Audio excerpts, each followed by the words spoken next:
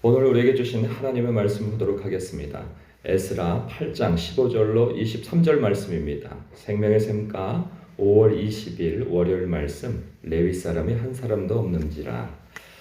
함께 읽겠습니다. 에스라 8장 15절부터 23절, 페이지로는 62페이지입니다. 내가 무리를 아하와로 흐르는 강가에 모으고 거기서 3일 동안 장막에 머물며 백성과 제사장들을 살핀즉 그 중에 레위 자손이 한 사람도 없는지라.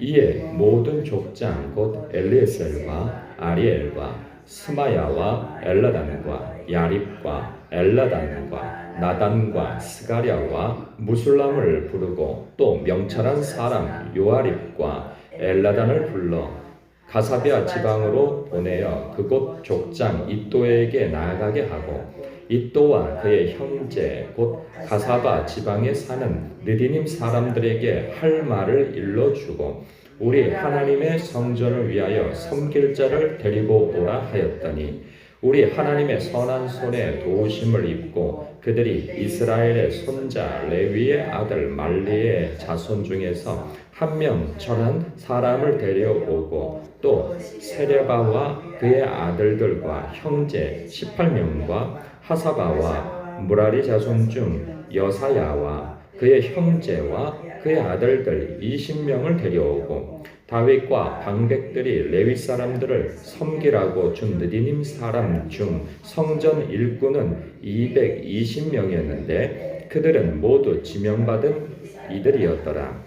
그때 내가 아와 강가에서 금식을 선포하고 우리 하나님 앞에서 스스로 겸비하여 우리와 우리 어린아이와 모든 소유를 위하여 평탄한 길을 그에게 간구하였으니 이는 우리가 전에 왕에게 아뢰기를 우리 하나님의 손은 자기를 찾는 모든 자에게 선을 베푸시고 자기를 배반하는 모든 자에게는 권능과 진노를 내리신다 하였으므로 길에서 적군을 막고 우리를 도울 보병과 마병을 왕에게 구하기를 부끄러워하였습니다.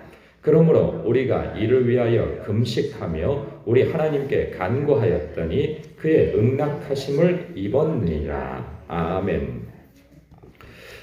아닥사스다 왕의 호의로 이스라엘 백성이 에스라를 중심으로 하여서 다시금 2차 예루살렘으로 귀환할 수 있는 굉장한 기회가 주어진 거죠. 사실 과거에는 포로로 끌려갔을 때 이스라엘 백성들이 그렇게 염원하고 마음에 간절히 원했던 귀환이에요. 그런데 세월이 많이 지나고 나서 그 황제의 호의가 있어 이제 그 바벨론과 페르시아 전 지역에 흩어져 살고 있는 유대인들은 고국 땅에 돌아가도 좋다. 돌아가되 목적이 있는데 그것은 하나님의 뜻이기도 하고 왕의 마음이기도 한 거예요. 그것은 무엇이냐면 예루살렘에 돌아가서 첫 번째는 성전을 재건하는 것이고 성전을 재건은 이미 됐어요. 한 60년 전에. 그런데 이미 종교화가 되어져 버린 그 예루살렘 안에서의 이스라엘 백성들의 그 이제 흐트러진 예배 생활, 그것을 회복하라 하는 거죠. 이제 하나님 앞에 드리는 이 제사와 즉 예배 생활을 회복하고 그들에게 말씀 운동을 하여서 그 말씀으로써 여호와 하나님의 뜻을 알고 살게 하도록 하라 하는 그 명령을 받고 가는 거예요. 그때 이제 그 왕의 칙령이 있고 난 이후에 사람들이 참 모였어요. 이제 고국 땅으로 돌아갈 사람들이. 그래서 아하와 강이라고 하는 곳에 3일 동안 머무르면서 인원 점검을 하게 되어집니다. 다 수요를 세어보니까 1496명이 그 점호가 되어졌어요. 그런데 가만히 보니까 제사장들의 무리는 많이 있어요. 그런데 레위인이 없어요. 제사장들은 그 제사를 인도하고 그리고 굉장히 그 예배 안에서 성전 안에서 어른으로서 위치를 할 수 있습니다. 근데 반면에 레위인들은 굉장히 허드렛 일을 하게 되어지죠. 제사장이 하는 일을 곁에서 돕는, 가령 짐승을 잡게 되어지면 짐승을 도륙을 하고 그리고 이런저런 허드렛 일을 굉장히 많이 하는 그러한 위치에 있습니다. 사실 그 사람들의 일손이 제사장보다 더 많이 필요한 게 사실이에요. 그런데 이게 필요의 수에 따라서 모여진 수가 뒤집혀 버렸어요. 많이 필요한 사람이 레위인이고 그 다음 필요한 사람이 제사장이에요. 사실은 제사장은 그렇게 많은 사람이 같이 않아도 돼요. 레위인들이 많이 필요해요. 근데 레위인이 한 사람도 없고 제사장만 가득해요. 그래서 이게 안 되겠구나. 제사장만 있어서는 안 되죠. 성전 안에서 일하는 그 많은 일들이 이런 거와 같죠. 우리 교회가 조금 하잖아요. 조금 하는데 뭐 할 수 없어서 그럴 수도 있겠지만 목사인 제가 만약에 주일에 일찍 와가지고 한 30명분의 그 음식을 아내하고 또 막 준비하고 일찍 와가지고 그거 준비하다가 그리고 이제 좀 멀리 사시는 분들이 있으니 차량 운행을 또 막 갔다가 돌아와서 그러니까 그 전날에는 교회 청소를 다 하고 그리고 음식하고 차량 봉사하고 또 와서 찬양 인도하고 하면 다 할 수 있는 거죠. 그러나 이게 막 분주하고 일이 효율적이 되어지지 않는 거예요.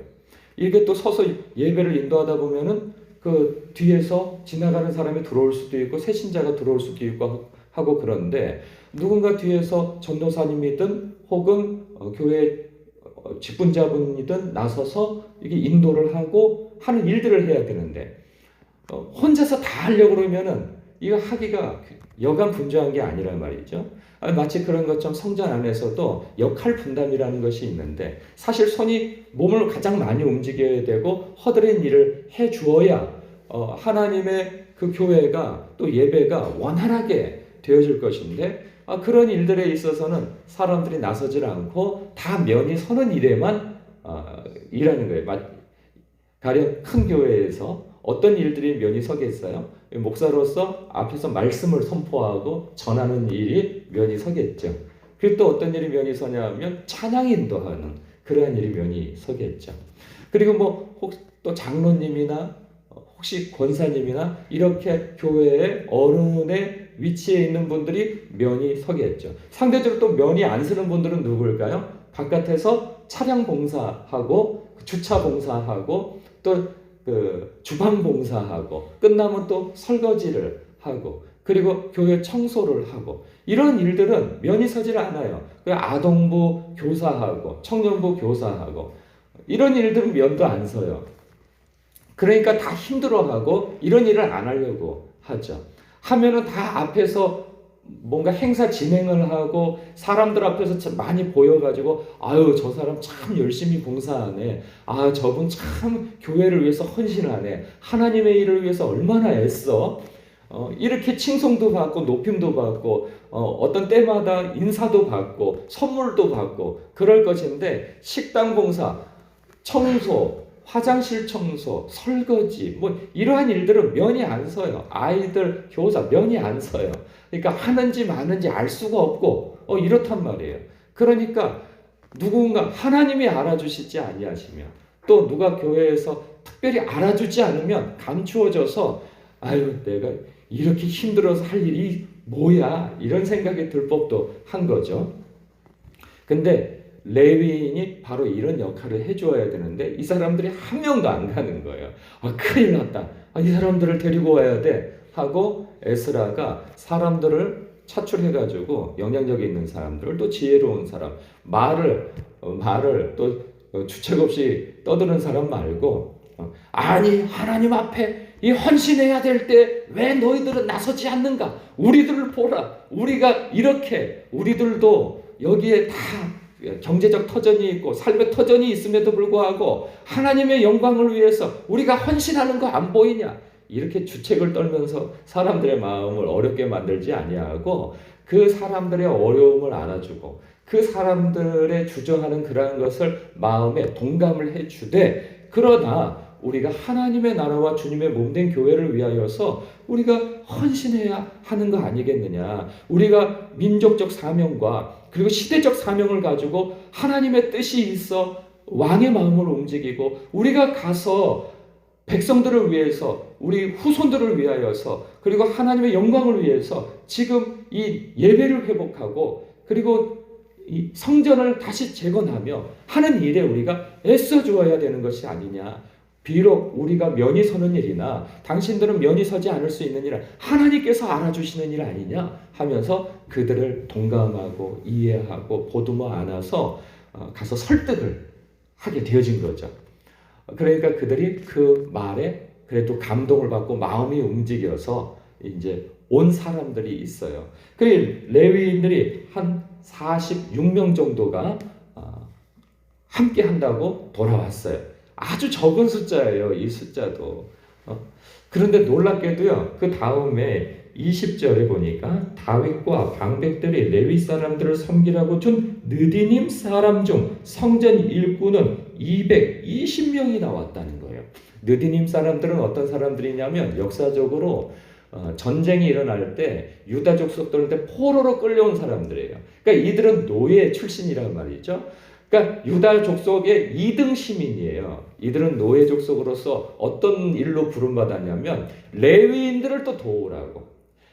레위는 누굴 도와요?